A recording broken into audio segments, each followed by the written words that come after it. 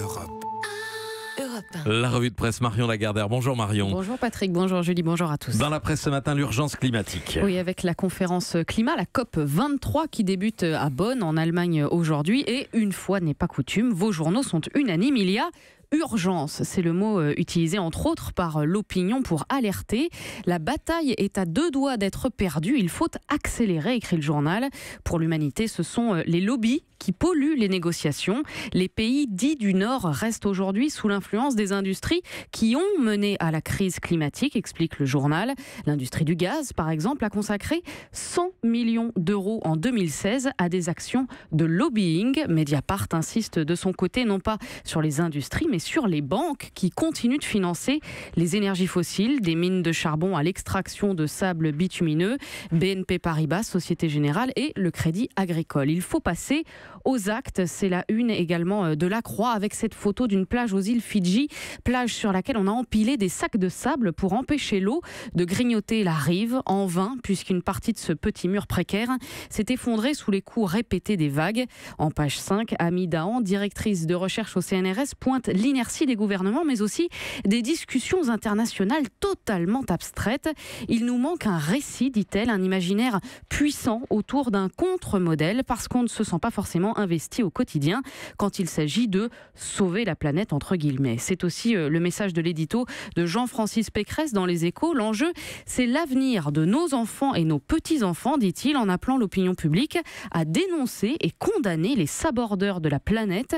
Les citoyens doivent prendre le pouvoir écologique, conclut Jean-Francis Pécresse, suggérant un nouveau mot dièse, balance ton pollueur. Et puis à propos de prendre le pouvoir écologique, on peut citer le dossier de Ça m'intéresse qui la joue malin en vous proposant 33 astuces pour dépenser moins et préserver la planète. L'écologie, c'est bon pour votre portefeuille, écrit le magazine qui promet 500 € d'économie par an grâce... 500. Voilà, 500 c'est pas mal. Grâce à 12 pages de conseils à lire donc dans le dernier numéro de Ça m'intéresse. À propos de portefeuille, Marion, autre titre ce matin, les révélations dites des Paradise Papers. Oui, c'est le journal Le Monde qui les publie en avant-première sur son site. On parle d'évasion fiscale, de montage offshore ultra sophistiqué et de milliers de milliards de dollars échappant aux États. Une enquête qui a duré 1 an et sur laquelle des journalistes du monde entier ont travaillé. Plus de 13 millions de documents examinés par Le Monde, donc, mais aussi le Süddeutsche Zeitung et le Guardian. On ne parle pas de sombres inconnus. Wilbur Ross, le secrétaire d'État au commerce de Donald Trump, mais aussi Rex Tillerson, son ministre des Affaires étrangères. Il y a aussi un très proche du Canadien Justin Trudeau et puis des entreprises comme Nike et Apple. Mais il y a surtout la reine d'Angleterre. Les documents publiés par Le Monde montrent qu'Elisabeth II a investi plusieurs millions de livres dans une structure aux îles Caïmans. C'est ce qu'on appelle hypocritement de l'optimisation fiscale, plus directement de l'évasion. Et oui, même la famille royale d'Angleterre, même la reine, un cas qui permet d'illustrer très concrètement un sujet opaque et complexe. Quoi de mieux pour interpeller le lecteur que l'effigie de la reine? Vous la trouverez donc un peu partout avec ses chapeaux et ses tailleurs colorés, en rose dans Sud-Ouest, en bleu dans Centre Presse ou en violet sur le site du magazine Challenge. À noter ce dessin d'Alex dans le Courrier Picard où l'on voit 2 journalistes derrière leurs écrans d'ordinateur.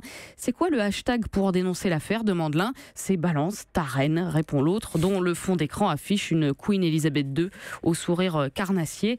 La reine d'Angleterre donc, mais pas qu'elle, puisque Le Monde prévient que d'autres informations seront publiées tout au long du mois de novembre. Une enquête que vous pouvez consulter en partie en accès libre sur le site lemonde.fr. Et je vous rappelle que tout à l'heure, Vincent Hervouette suggérait le hashtag Balance ton prince à propos de l'Arabie Saoudite. Enfin, au-delà des urgences et des scandales, il y a aussi dans la presse plusieurs portraits savoureux. Oui, alors dans des registres très différents. Vous pouvez lire celui de Niska, le rappeur d'Evry, idole du footballeur Neymar, qui a détrôné Rihanna cet été et que Bala Fofana a rencontré pour le journal Libération.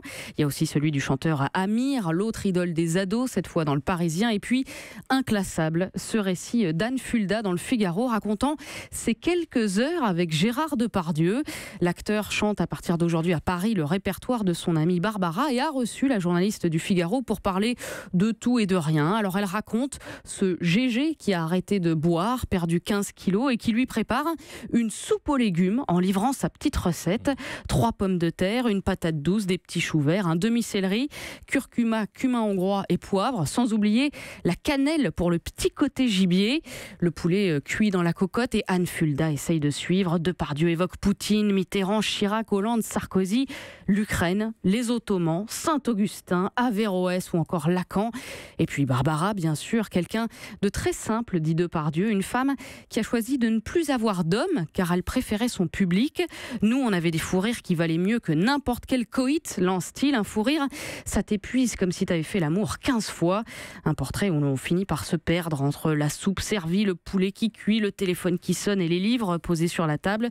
Depardieu, loin du bruit et de la fureur qu'il aime donner à voir, écrit-elle, loin de son avatar grinçant et éructant, cette bête de foire qui joue son numéro en envoyant des fléchettes assassines sur ceux qui lui déplaisent.